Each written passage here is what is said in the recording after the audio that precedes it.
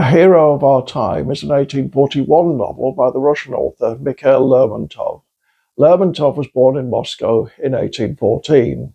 His mother died when he was 3, and his maternal grandmother gained custody of him. She prioritised his education, but he grew up without close acquaintances of his own age.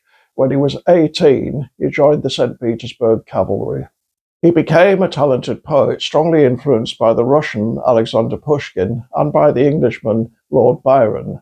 In 1837, Pushkin was killed in a duel which many people felt the authorities had provoked. Lermontov wrote a poem expressing that sentiment. He was downgraded from the cavalry to the army, then exiled to the Caucasus, the empire's front line. His superiors commended his bravery twice, but the Tsar refused him a medal whilst insisting he stay in the army. In 1841, at the age of just 26, he was killed in a duel. A Hero of Our Time was his only novel, and it brought full psychological realism into Russian literature for the first time. It's incredibly well written. Even in translation, it's obvious that Lermontov was a highly accomplished poet. The great novelist Nikolai Gogol, Lermontov's older contemporary, praised its perfect, beautiful, and nuanced prose. It's a portrait of a young army officer in the Caucasus called Grigory Alexandrovich Pechorin, who's clearly based in some respects on the author. Pechorin is cynical, bored, and extremely complex. He deliberately hurts those around him as a way of giving his life some sort of temporary direction, because it can never have meaning. I've been going over my past, he tells the reader at one point, and I can't help wondering why I've lived, for what purpose I was born. There must have been some purpose. I must have had some high object in life, for I feel unbounded strength within me. But I never discovered it, and I was carried away by the allurements of empty, unrewarding passions. I was tempered in their flames and came out cold and hard as steel. But I'd lost forever the fire of noble endeavour, that finest flower of life.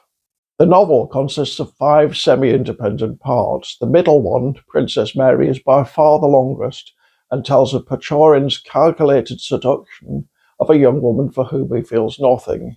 We ought to hate him, but it never becomes that simple.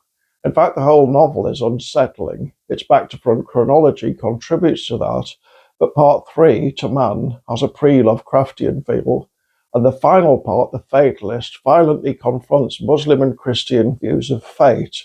To seal the dislocation, we're told early on that Pechorin died on his way back from Persia, but not how that happened, or even how reliable a piece of information it really is.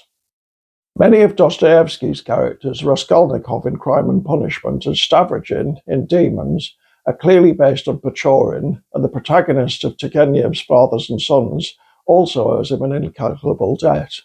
It's commentary people rave about Albert Camus's The Outsider, although personally I think it's one of the most overrated novels in modern literature. But A Hero of Our Time does everything The Outsider does, only much better and a century earlier. In fact, I could probably name half a dozen more novelists who followed where Lermontov led. Yukio Mishima, Andrei Gide, Osamu Dazai for a start.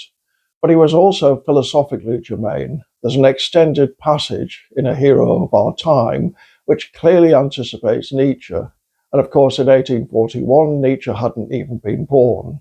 Dostoevsky was 10, Tolstoy was 13, and Max Stirner's The Ego in Its Own wouldn't appear for another 3 years. Obviously, no piece of art is completely original. Goethe's The Sorrows of Young Werther and Shakespeare's Hamlet are obvious antecedents, as well as Pushkin and the entire European Romantic movement. Even so, A Hero of Our Time may be as original as it gets. And the interesting thing is how well it stands up today. This is a disquieting novel, and we live in disquieting times.